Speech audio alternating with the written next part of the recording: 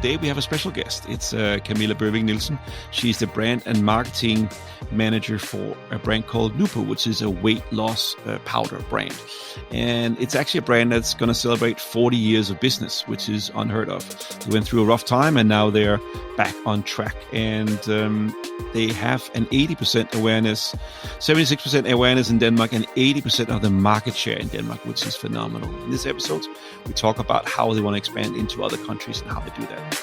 So it wasn't really a big rebranding we needed to do, but we needed to focus more on other marketing models.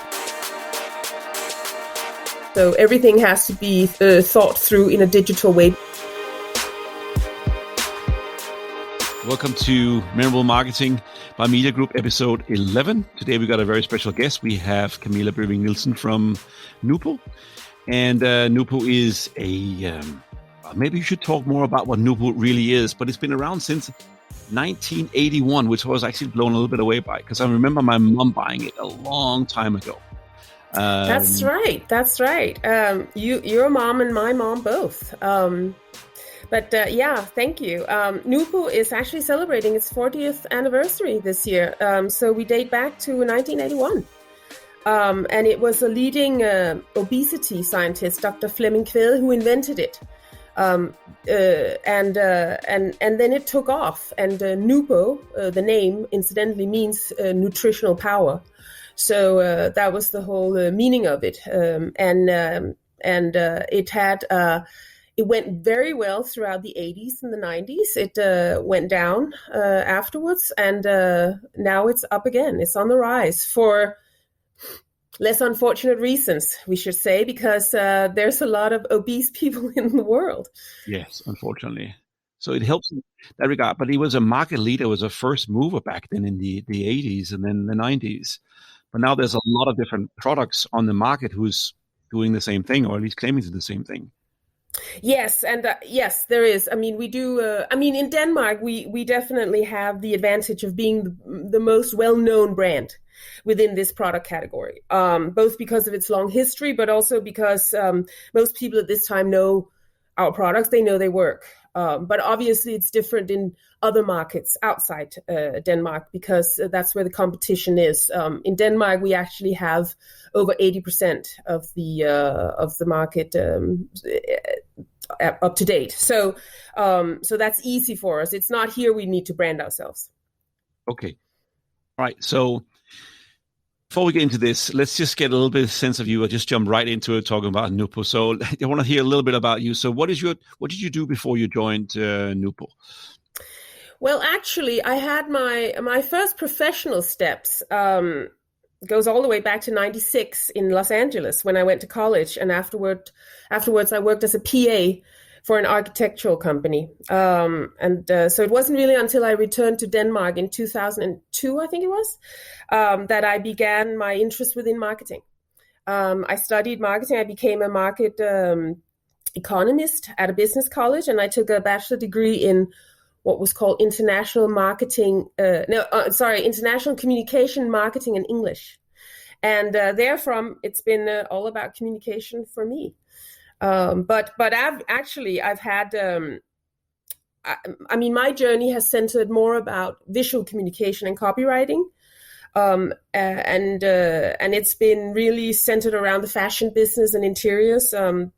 So it's only recently that I've entered these different fields. And I have to say, it's actually a very pleasing and fulfilling feeling to market a product that actually helps people to a healthier life compared to previous businesses I've been in. So I'm very pleased where I am. Well, it does good in the world. That's the good thing. Yes, and you joined Nupo around 7-8 months ago? Yes, I did. And you're currently the brand and marketing manager.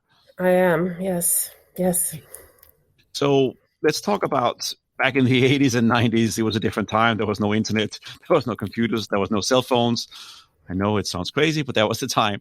And it was a product that was sold in the stores, right? And then fast forward, we start getting computers, we started getting internet, started getting cell phones and apps and stuff like that.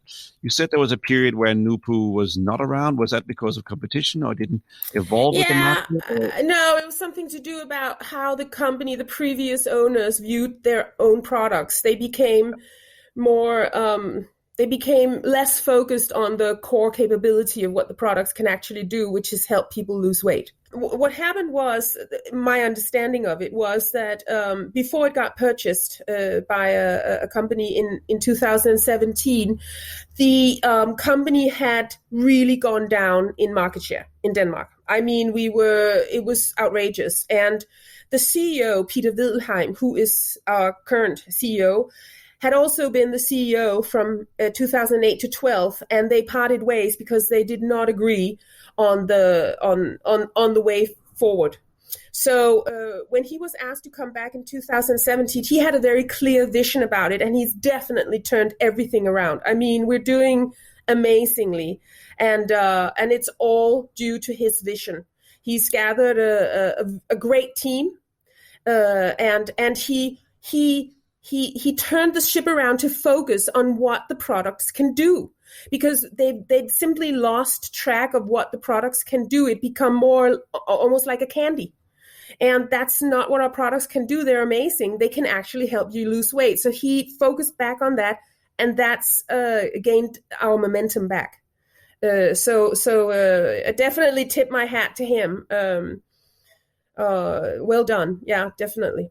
But in those years leading up to that, I mean, it has just always had a foot to stand on in Denmark, which is easy for us, which is what I mean when we don't need to constantly rebrand ourselves. Because if you mention Nupo, there's actually, we just did a survey, and there's actually a 76% how do you say that know our brand? I mean, that if you say them, brand awareness, and that's huge for a market. So we're very proud of that, which is leading back to why we focus on export markets, because we need to move beyond the borders, right? Absolutely have to expand. Absolutely. Yeah. Nupo gets rebranded, or not rebranded, but comes out alive again, new owners in 2017. Now it's a completely different world from 1981, meaning that we have apps, we have phones, we have marketing channels, there's lots of different platforms, social media. How does Nupo re-enter a market that is already full of other brands? Well, actually, as mentioned before, we do still have the advantage of still being a very well-known brand here. So it wasn't really a big rebranding we needed to do, but we needed to focus more on other marketing models, because it's always been a very traditional marketing model that Nupo has followed in the way that we've used very traditional media such as television, radio, outdoor media, printed ads, so forth. So in 2017 is when we really, in 17, is when we really started looking at digital media. But I have to say, we have a target audience that is not, what should you say? They're both. They're not neither or. I mean, they're very strong and active on social media, but they're also very strongly represented in the aforementioned more traditional media. So for Nupo, it's still very important to be covering all these media at the same time, which is a little bit of a balance sometimes. Of course. And this new journey, so in Denmark, you said you had 80% share, which is phenomenal. I mean, any company, that's almost like a monopoly. That's very impressive. But the journey of taking the brand of Nupo going into other countries, I guess that's where the challenge is right now. Yes, and that is our focus. We're looking globally, and we are already represented in quite a few markets. But obviously, we are smaller players in the field in those markets, and so that's why we're focusing on those markets. Never forgetting, of course, the Danish market, which is obviously the most important for us.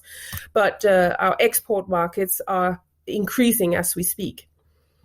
And is there any territories, any countries you focus on before someone else, or are you just going blanket everywhere, or what's the strategy? No, there? I mean we have different markets, but we are definitely focusing on the German market because we're on Amazon. in Germany, and we have just arrived on Amazon in the UK, and in a few weeks we'll be in Poland as well, and we're entering the Swedish market. But we have a lot of the Eastern European markets that we're represented in, but that we're obviously trying to constantly grow through distributors, local distributors. Local distributors. So that's the strategy, having someone locally to put them in shops, or is it something being sold online, or do you do both models? It's actually a little different from market to market. We've learned in Germany, where our main focus is on Amazon because it's such a huge outlet. But in some of the other European countries, it's a little different. But definitely online is also growing in those markets, which have been they've been a little slower to get on board that train. But now that they've arrived, they're looking into online marketing as well. So a lot of the times we'll end up in different pharmacies, pharmacy chains, for example, that sell our stuff, and that's what we're going for a lot of the time. Sometimes it's in retails, but online definitely seems to be the way to go. So both online direct-to-consumer on the Amazon model, but also trying to get into pharmacies and also retail, so cover all the bases, basically be where people are shopping, both in physical, in the digital space, but also in physical locations. Yes, okay. Because some of the places, there are some of the countries, the markets that we've learned that when it comes to diet products, they have they're used to something specific. Some people prefer to do it in retails, but some people are used to going to clinics, for example, if they're talking about weight loss, which is why they'll sell it through clinics. So it depends on what the market is used to. Okay, wow. So by having a professional doctor or nutritionist or dietitian, sorry, I'm not familiar with all the correct titles for all these different people, but they can recommend a product, and they also sell it, of course, for you, and then they become like a mini distributor, or they also make a little bit of money of selling it. Yes, both. Definitely, yeah. Definitely. But Nupo is actually the brand that has the most clinical trials supporting the products in the world. So we're very proud of that. And we continue to support any trial that would like to test our products because we know they work. And a lot of hospitals, a lot of clinics use our products to test it. And it always comes out with a very positive outcome. So that's sort of our claim. To be here. The whole foundation is that we know it works. Okay. So if you have different customers, you have direct to consumers, you go business to business and business to consumers. You have different areas. You're going Amazon. You're going into stores. You have dietitians, nutritionists. You have your marketing angle is a little bit all over the place. Or how do you distinguish between each market and each category? What do you do there, if I may ask? Well, it's up to the distributor in each market. So they actually will decide. I mean, we obviously will have to approve the distributor, but their vision, their plan is what we go with, and that's why it differs a little bit between markets. But we can see that because in for example in Denmark we're still definitely more represented in retail, but the web shops are growing. Online sales, and especially supported by Corona last year, sales, they skyrocketed. And the trend doesn't seem to, it's obviously reached a certain level, but it hasn't gone down, in some dangerous way. So it differs. That's what I mean. It differs between the markets. And yes, we are a little all over, but we do have what we call a global first outlook and what we call a digital outlook first. Okay. So everything has to be thought through in a digital way because we know that most of our target audience, they stream and they look at their phones when they make most of their purchases. It's true. That is true. Yeah. So you, as a brand and marketing manager at Nupo, when you go with the global first or the digital first strategy, how do you distinguish? How do you focus? what do you do? Do you do content? Do you do cost per clicks? Do you make sure you're in all these different web shops, or do you sell from your own web shop? I mean, what do you focus on with a global first and digital first point of view? It's definitely a fine balance, because we found that our target audience, they don't want just hard sales. They want content as well. I mean, in this world where you can shop in the entire world at the same time, you can compare from country to country, it's very important to feed the target audience with more than just a sale, because ultimately, obviously, we want to create sales. That's how we survive. But we are also in a business that we know we can provide them with more. We can give them more knowledge and more content in the way to educate them about nutrition, about food. So it's very important for us that it's a balance between both. But that's not always easy, because sometimes when you provide them with more content, they don't buy. And then you hit them with good offers and they'll buy, and you're like, okay, what do you want? But that's why it has to be a fine balance. Okay, and so who does the content? Do you have people working at your company, or do you outsource that? How do you create this content? How much content do you do per week, per month? Not enough. Not enough. We could definitely. There's always room for improvement.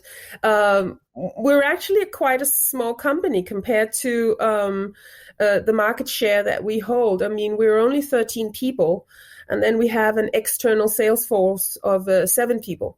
So right now, I'm providing a lot of the content. I've become a lot more strategic, but I do also have to execute, and I find it hard to find time to execute when you're also having to do a lot of the other stuff. So, but we're in the process of hiring. We need some young people. I'm not young anymore, so I need people who are born with social media. Who doesn't remember a time when social media wasn't there, because they can create content. I know they can create content so much faster than I can. Yeah. So we're increasing, and we're definitely growing, which is good. Good to hear. So in terms of platforms for this content you create, is that articles, is that stories, is it Instagram, is it a video? What is the kind of content you have the most success with? Yeah, so we're represented on different platforms. I mean, we definitely obviously have Google ads, we have Facebook ads, thus Instagram. We do have a lot of blogs and articles on our own website, and we have a couple of external guys who creates all these things for us at the ads. But we feed them. I mean, we have to feed them with the content. So those are the platforms we're represented on. We also, I would love to do more stories, but we do a lot of influencer marketing, which is sort of our latest platform to be represented on, because that creates a lot of content back to us that we can then reuse, which is very important. So and that's also something that's a working process, because you always have to improve. And but it's something that you will see more influencer marketing coming from us as well. Because they have lots of followers and they've recommended, many people buy it. It's how it works. It's hard work. You can't avoid it, and we've so far used both micro influencers to create content, but we've also used some bigger influencers, which is with mixed outcomes, because sometimes it becomes more about the person than it becomes about the product. So it's very difficult to have that fine line. I mean, we don't have a Kardashian in Denmark to say one thing and then you've sold for $1 billion, So that's what I mean about it's a work in progress. Yeah. And when you're saying people, you're meaning that some of them might have some egos? Is that what you're trying to say before? Or? I mean, some might. Yes. Yeah. Do you guys do any search engine optimization? Are you focusing any on that? Yes, we are. It's actually quite a new process for us. We've opened a new department a digital department. And at the same time I began, we had a new department that was called we have a head of digital. And he is focusing on that. So it's a new process for us, but it's obviously a very successful one already, and that's something we're going to keep working at because it works. It just simply works.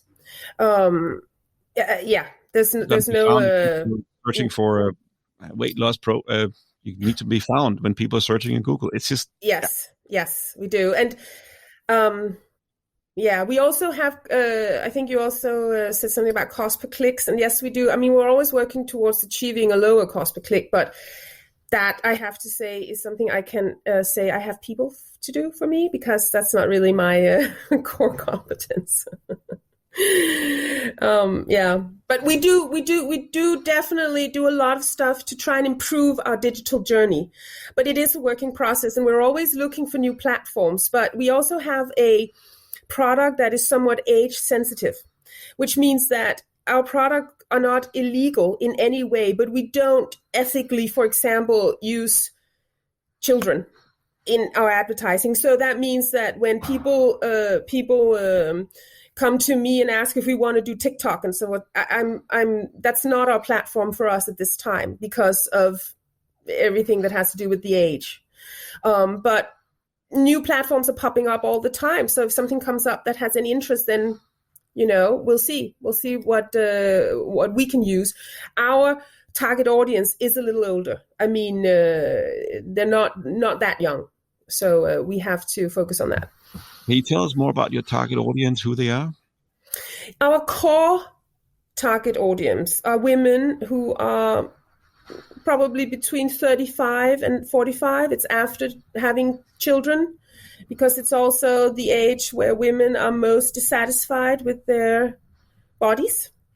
But we do also see development there's actually a lot of men buying our products, but men don't tend to own a product on social media the same way women do. Women will more proudly go out and say, I'm using Nupo, it's work. We don't see a lot of men do that. So some of the men we have also as influencers are more sports men. I mean, boxers, because they use our products to, because not for weight loss, but to control and to put something good in their bodies, because our products obviously have all the right nutritions.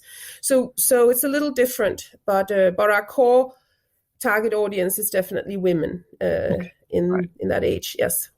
It makes it a little easier to go after the target audience. Yes, definitely. Well, Camilla, it's been absolutely a pleasure having you through. Thank you for taking the time to talk to us about your journey and Nupo's journey. It's been exciting and interesting to learn. And thank you so much for being part of this podcast. Oh my God! Thank you so much for having me. I'm very thrilled, and it's lovely meeting both of you.